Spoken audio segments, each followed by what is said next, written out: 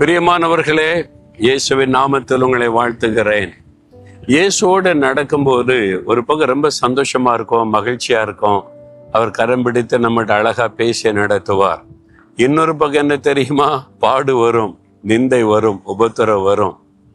நீங்க இருக்கிற இடத்திலே பரிகாசம் பண்ணுவாங்க. வேலை செய்யற இடத்துல நீங்க கிறிஸ்தவனா இருந்து அவர் மேல விசுவாசம் காண்பிக்கிறதுனாலயே இக்னோர் பண்ணுவாங்க, புறக்கணிப்பாங்க, பரிகாசம் பண்ணுவாங்க, நிந்திப்பாங்க.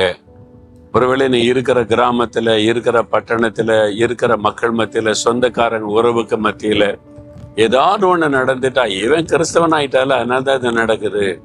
நீங்க இயேசுவை விசுவாசித்து அவரை பற்றி கொண்டதுனால உபத்திரவம், நிந்தை, நெருக்கம், பாடுகள் இதெல்லாம் உங்களுக்கு உண்டாகும் போது இயேசுவோடு நடக்கிறது சந்தோஷம்தான். இந்த பாடெல்லாம் வருது அப்படின்னா 1 பேதுரு 4:16 நீங்கள் கிறிஸ்தவனாய் இருப்பதினால், இயேசுவை பின்பற்றுவதினால் உங்களுக்கு வரக்கூடிய உபத்திரவத்துல நீங்க வெட்கப்பட்டு போகாம சந்தோஷப்பட்டு தேவனை துதிக்கணும் என்பதாய் வசனம் சொல்லுகிறார்.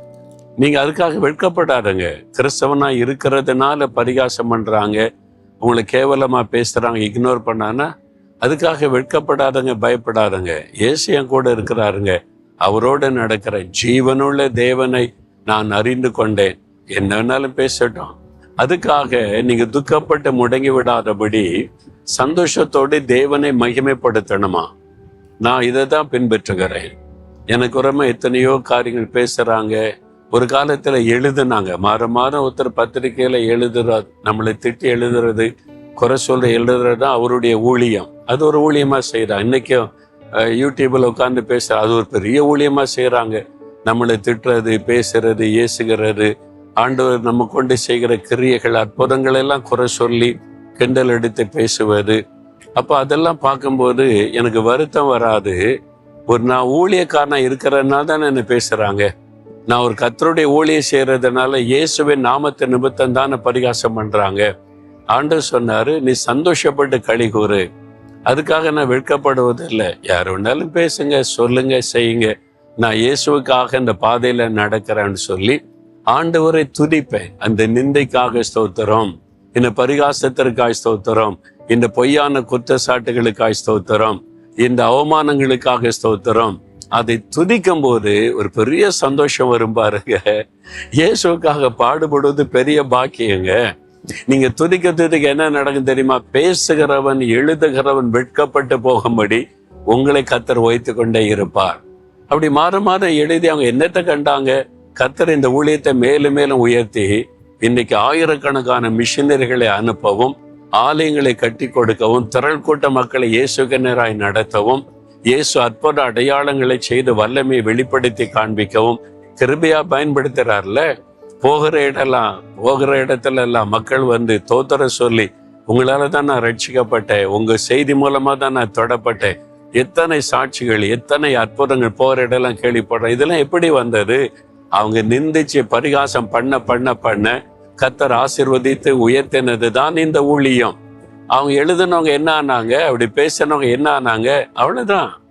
அதனால நீங்க பேசுறாங்க, எழுதுறாங்க, சொல்றாங்க, பரிகாசம் பண்றாங்க, யூடியூப்ல உட்கார்ந்து பேசுறாங்க, அவன் பிழைப்புக்கு நடத்துகிறான். நாம் கர்த்தருக்கு ஊழியம் செய்கிறோம்.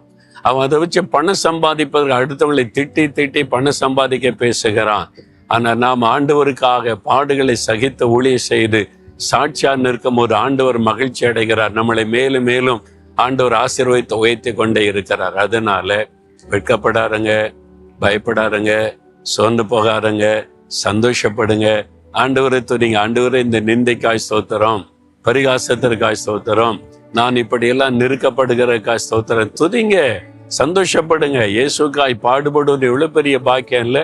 நீங்க அதுக்கு ஒப்பு கொடுத்துட்டா சூழ்நிலையெல்லாம் மாறி உங்களை தேவன் மேலும் மேலும் ஆசீர்வதிப்பதை பார்ப்பீங்க. சரியா? ஆண்டோட சொல்லுங்க, ஆண்டவரே நான் ஒரு நாளும் துக்கப்பட மாட்டேன், சோர்ந்து போக மாட்டேன், கலங்க மாட்டேன், உமை கேள்வி கேட்க மாட்டேன். என்ன நிந்தித்தாலும் பரிகசித்தாலும் உமக்கு ஸ்தோத்திரம், ஸ்தோத்திரம், ஸ்தோத்திரம். அது எவ்வளவு பெரிய பாக்கியம். நான் மகிழ்ந்து களி கூறுகிறேன், உம்மை மகிமைப்படுத்துகிறேன், அதற்காக ஸ்தோத்திரம். என்னை பரிகசிக்கிறவர்கள், கேவலமா பேசுறவங்க, பொய் குற்றச்சாட்டு சொல்றவங்களை கர்த்தர் ஆசீர்வதியும்.